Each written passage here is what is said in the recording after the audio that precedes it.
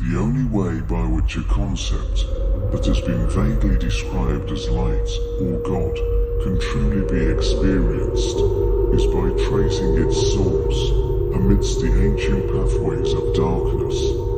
It is a fable that confrontations and knowledge with and of darkness are only possible through the so-called approaches of what has been known as left-hand path.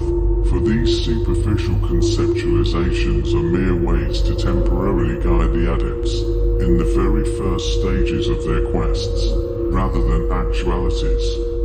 We hold the belief that, like every structure, a spiritual system in all its forms is but a framework rather than a source on itself,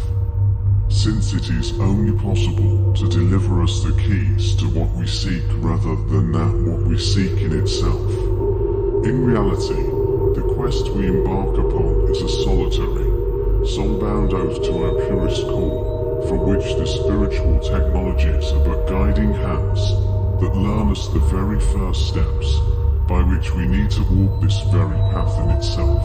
This leads eventually to the realization that there is truth and power within every system that can be of use for our very own odyssey. It is via this insight that we can connect the mostly leftovers of ancient sources of the knowledge of ages, like pieces of a puzzle, and both retrace the nature of our very soul as well as the origins of the numinous itself. A quest which can be seen both as the most heroic as well as the most dangerous one can ever embark upon. Since this bumpy road that leads to this oasis of divinity streams through the deepest oceans of madness, since the previous centuries were mainly focused on reliving all of these spiritual instincts which lie at the base of our most atavistic, primal roots, we are now heading the next stage in our evolution.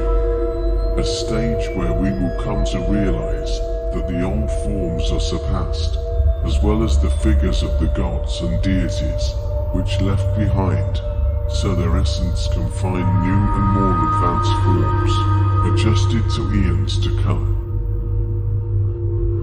If there is one thread in the history of this world, and its species, then it cannot be any other than the essence of the Ancient Serpent.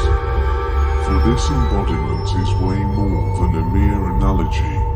let alone archetype or god form, but the very essence and source of life itself.